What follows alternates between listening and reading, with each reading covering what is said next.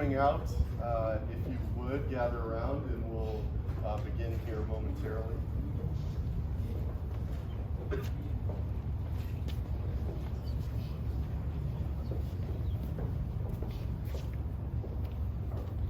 Sir, for everyone that hasn't previously met him, this is Colonel Noby, the Director of Civil Engineers for the Pacific Air Forces. Sir, thanks for doing this honor for me, and I'll turn it over to you. Okay, thanks. So if you kind of join me up here. Thank you. So good morning, everybody. Thank you for joining us this morning to recognize an extremely important milestone in Major Lorimer's career. I know, looking at the faces around here, a lot of you have known Major Lorimer since he was perhaps Lieutenant Lorimer. Some have known him since he was little baby Lorimer. But for those of us who have known Seth throughout his career, I don't think it's really a surprise that he came out of the Lieutenant Colonel's list, which his track record of performance from the very beginning as a second lieutenant at Peterson Air Force Base, working for a squadron commander who's still on active duty, and not known for being an easy boss. Colonel A.J. Bischoff was our AFCENT civil engineer. He's currently forwarding Qatar, deployed, leading an international effort to invest billions of dollars in infrastructure at some of our forward locations. A.J. Bischoff is known for being a very tough boss and very demanding. And so on Seth's first OPRs, he's in the top 1, top 2 CGOs, young officers in the squadron, which obviously set him on a path for success. Seth's not one to rest on his laurels. When he went off to AFIT to get his master's degree, I was pretty impressed that you'd written your master's thesis on economic investment in Afghanistan as a strategic lever for stability. And when you look at what we expect of our officers, the lower ranks, typically it's all about brute force. We're looking specifically tactical level leadership and how do you lead at the small unit level. But even as a young company grade officer, a lieutenant, and then a very junior captain, Seth already had the perspective that was more strategic, looking beyond just simply military force and the other elements of national power, like economics. It was important because he capitalized on some deployment experience where he had led, I think, 90 combat missions. As a member of PRT, as a lieutenant, he had seen the impact of investing in the local community. He had seen the impacts that we could make, not just the military force, but also through providing stability and opportunities for the local community to take care of themselves. Those 90 combat missions, when you consider what those of us who have been around prior to September 11th, when we joined, especially the Air Force, we weren't expecting to be leading combat missions, being on a provincial reconstruction team, or being outside the wire, as we would say. Seth earned the Combat Action Medal. You see that, the striped ribbon on the top right there.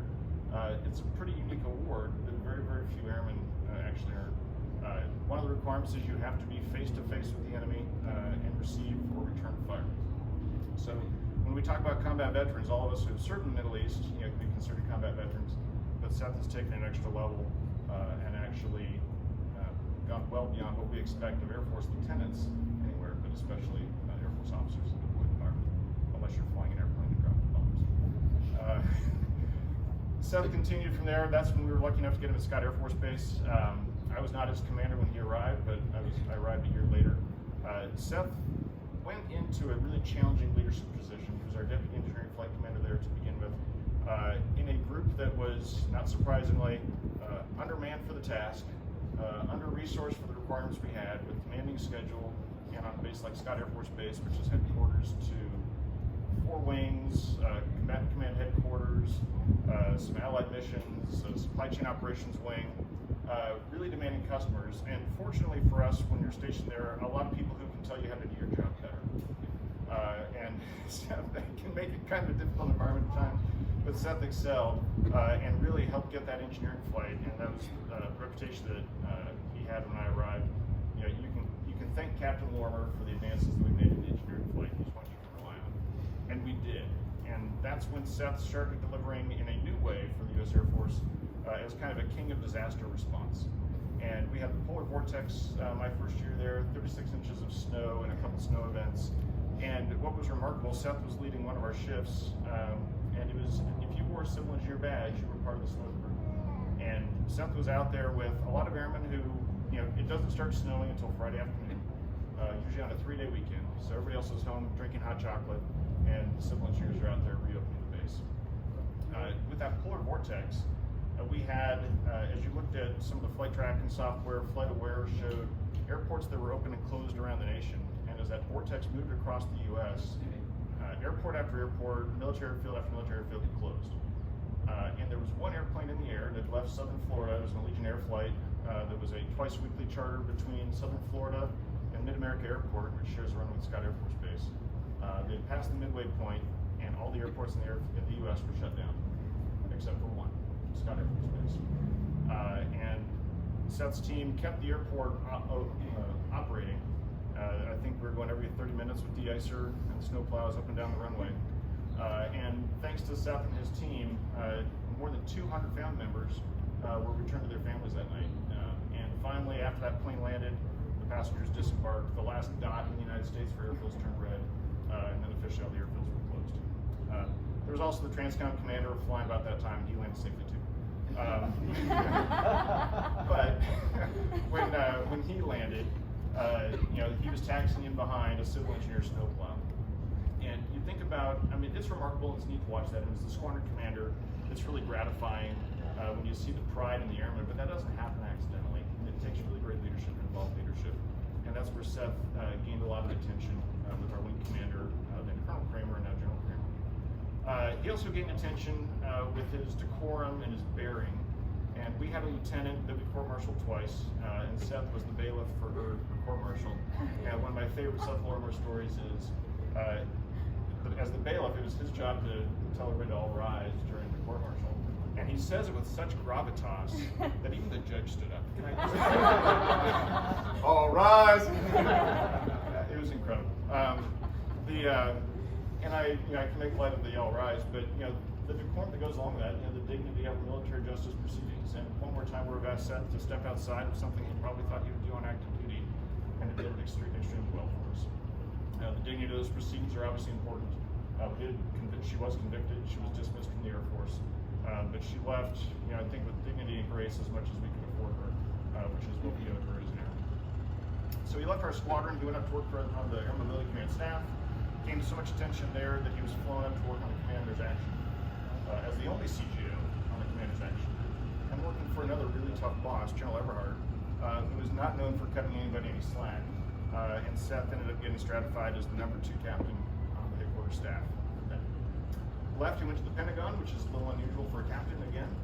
Seth delivered for us there, executing multiple millions of dollars in contracts in headquarters support services, integrating with Mr. Bick, who, again, sometimes not known for being the easiest boss to work for, but Seth delivered. Mr. Bick is an incredibly smart man, but exceedingly demanding because he expects to deliver. And not surprisingly, Seth delivered for him for our Pentagon. He left there, went to Kunsan Air Base to be the Chief of Operations, which for an Air Force civil engineer is really a make or break position. It's the first time you have significant leadership opportunity, and doing it at a base like Kunsan is pretty remarkable. The mission, being ready to fight tonight, the ORI schedules, the operational readiness inspections that they do on a quarterly basis, they exercise more, they do more, and they've got more failing infrastructure, I think, than any other installation that we have in the theater. That was another time where Seth was the king of disaster response, where it was the first time in 10 years that no buildings had been lost to flooding during major snow and weather events.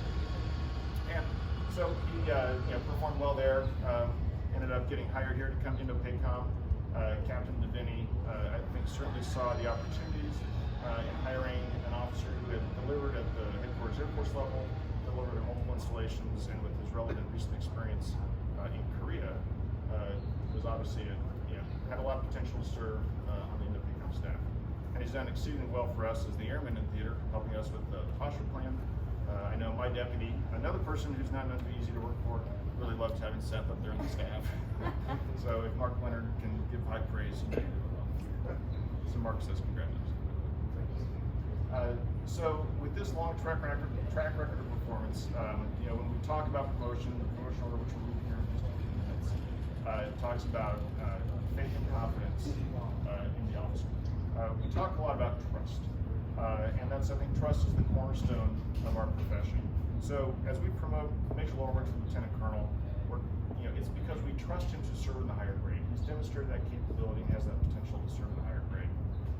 For him as Lieutenant Colonel, that next step will be Squadron Command. He's actually already competed once. He was on our command candidate list this past year for stability and then PACOM staff. For the family, we tried to keep him here for another year. But it was actually a fight to keep wing commanders from hiring Seth this past year. There were a lot of wing commanders who were really interested in Seth and his record. So I know as we head into this next promotion, or the next selection board, I'm pretty sure we'll see Seth on a command list next summer.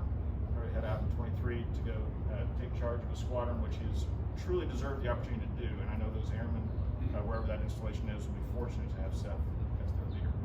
So in order to make that happen, we're going to need to promote him first. So I'm going to ask Colonel Osberg and Colonel Frenzy to come forward with the flag.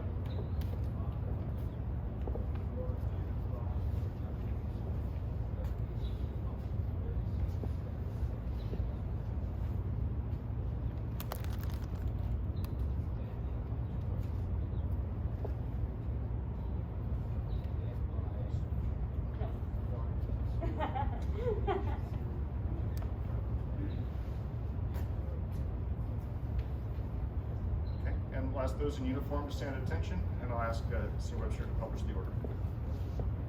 Attention orders. The President of the United States, acting upon the recommendation of the Secretary of the Air Force, has placed special trust and confidence in the patriotism, integrity, and abilities of Major S. Seth M. Lorimer. In view of these special qualities and his demonstrated potential to serve in the higher grade, Major Lorimer is promoted to the rank of Lieutenant Colonel, United States Air Force, effective the first day of November 2021 by order of the Secretary of the Air Force. Sarah, would you please come forward and pin on Lieutenant Colonel Lorimer's new.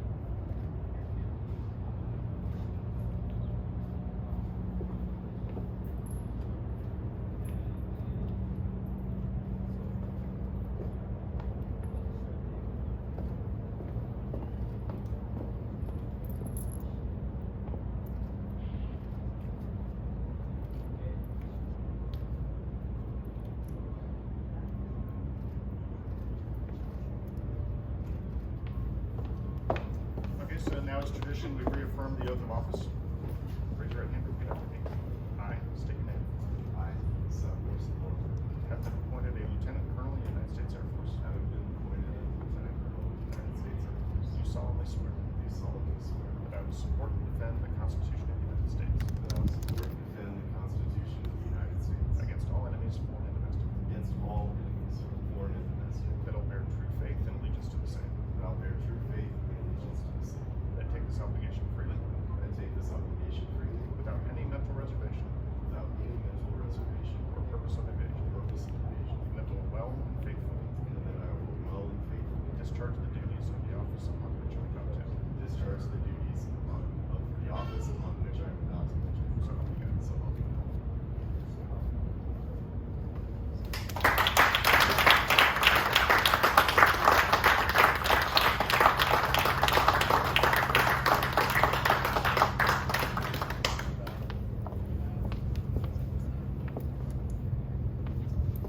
Sir, thank you. So everyone, thanks for coming out and appreciate you guys all honoring me with your presence. Sarah, Jack, and I really appreciate it, and it means a great deal to see so many friends that are willing to go through the protocols to come out here. We wanted to have the ceremony here because this is a special place here in Pearl Harbor as we get ready for December 7th for the Daniel K. Inouye to be commissioned here in the coming weeks. In the background here, the Arizona Memorial. It's a really special place for us. Colonel Novi, thanks for doing us this honor. Me in particular, I've been a mentor, a confidant, and a friend for several years now, and I appreciate the counsel that you've given me, the patience you afford me, and the latitude that you give the officers under your command. So thank you very much. I know General Hellwig had wished he had been able to be here.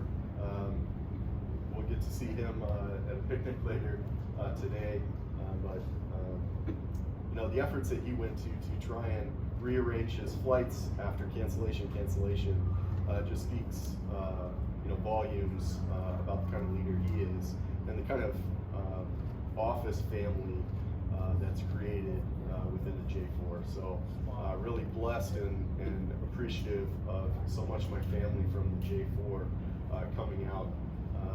Colonel Harris, thanks for representing Cliff. We miss him dearly, but we're excited for your family to get back together here real shortly. Senior Webster, thanks for being a friend. It was so great when you showed up on the staff. You know, you had big shoes that you were filling with the Master Sergeant before you, but I knew coming in that we were really in store for great things, and you've taken us to new heights in the way that, in particular, you bring us together as a family, nurture the J4, and so you coming out and reading the order for me today meant a lot, so thank you. Dorian, Maggie, I never get to call you that before, but now, thanks for participating today as well.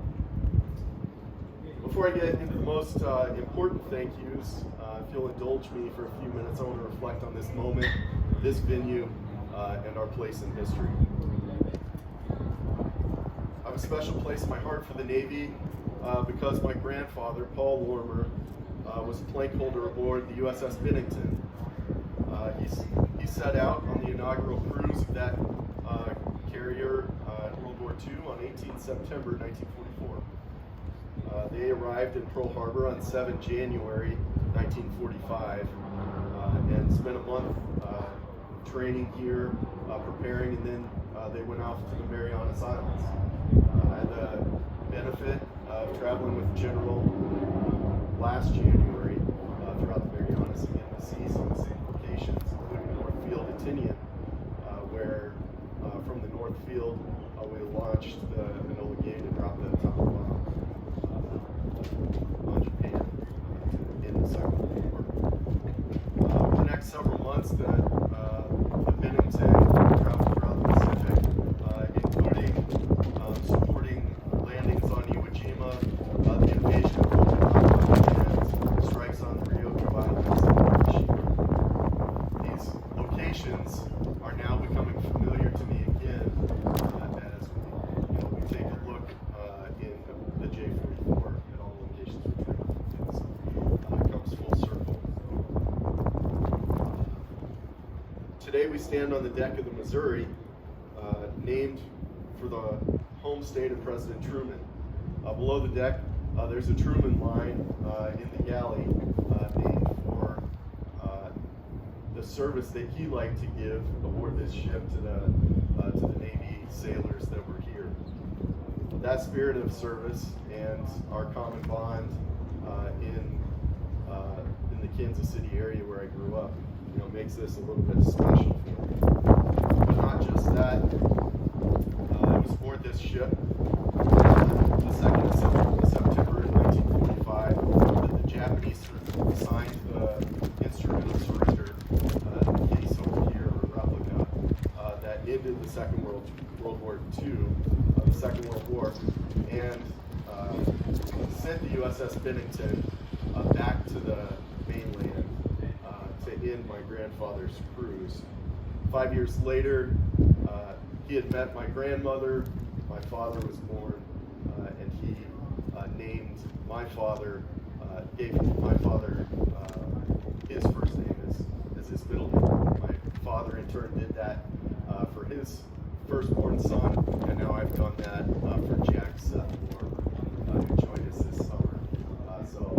Really special, but wouldn't have happened as the events in the Second World War. Airmen, sailors, Marines,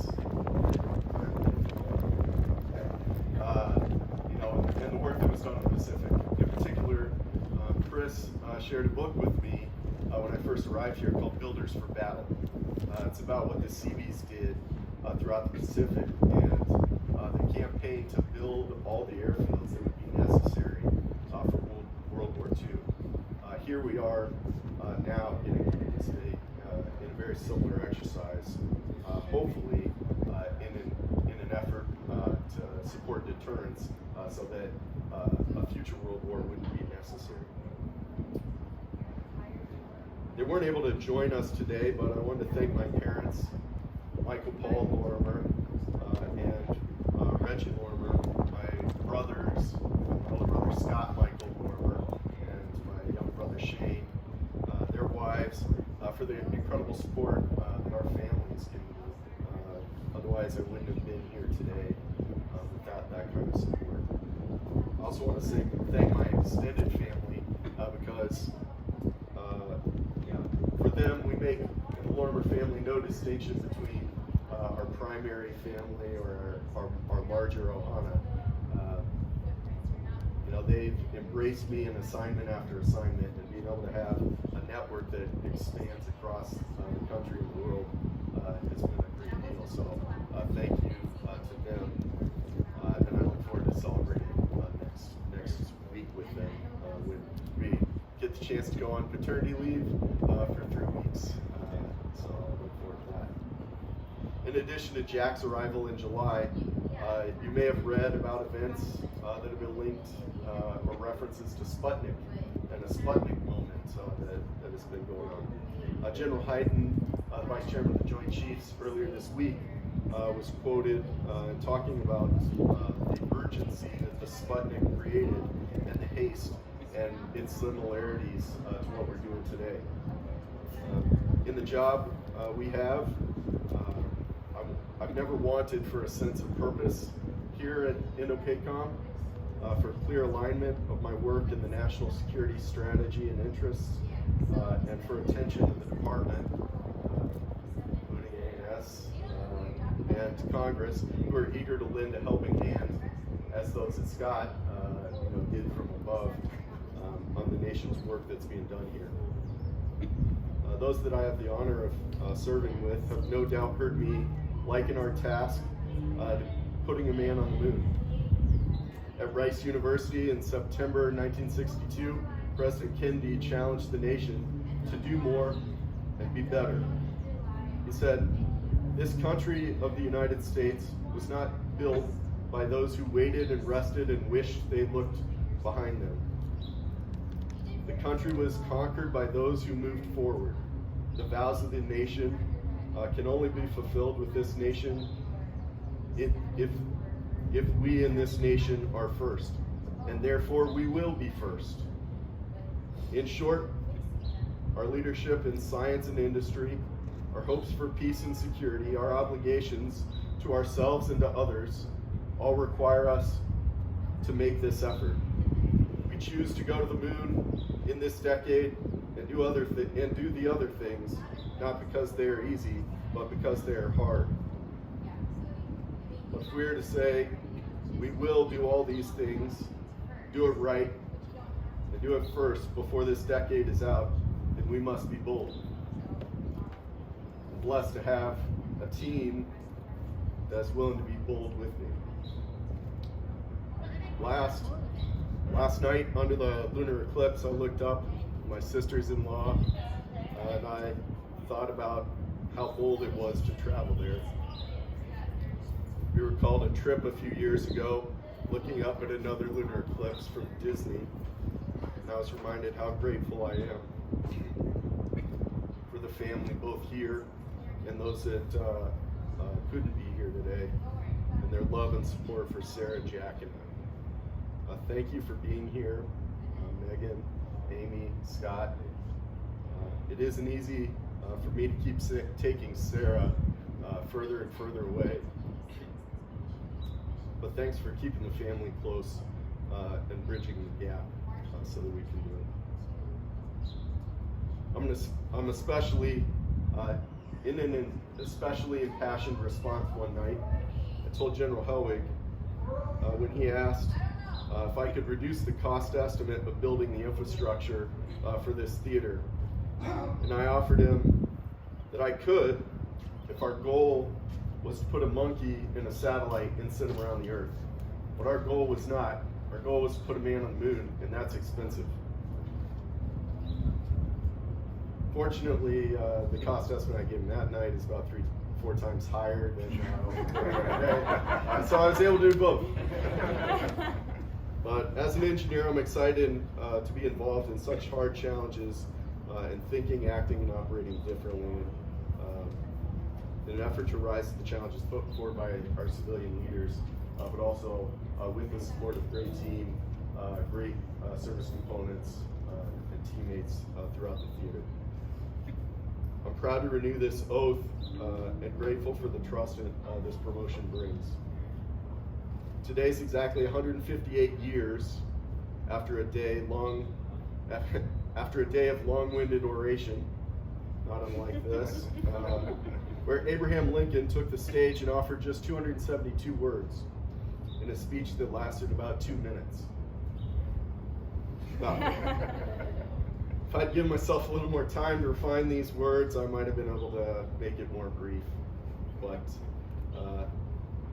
as I have just one more quote to share today in my own long-winded oration, I have to borrow a few words from that address and reflect on this venue and the time and the airmen,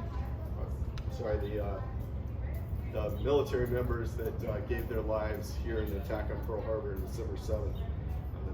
They take a little bit different meaning perhaps, but the world will little note nor long remember what I say here, but it can never forget what was done here. It is for us the living rather to be dedicated here to the unfinished work which they fought here, have thus so nobly advanced. It is rather for us to be here dedicated to the great task remaining before us, that from these honored dead we take increased devotion, that the cause for which they gave the last full measure of their devotion, that we here highly resolve that these dead shall not have died in vain, that this nation under God shall have a new birth of freedom, and that government of the people, by the people, and for the people shall not perish from this earth. And so finally, Sarah, you're the love of my life, the new mother of our son, and the glue that keeps me together so that I can focus on the mission and give my very best every day. Thank you for investing in me, for all that you give to this nation by supporting my service as a military spouse and as a contributor in your own right on the front lines of the energy fight that our nation is facing. I love you. Thank you. Thank you all for coming out, and for those that will be at the picnic with the J4 Ohana, I look forward to celebrating more with you there. But it's been an honor for you to be here, and I really appreciate it. Thank you.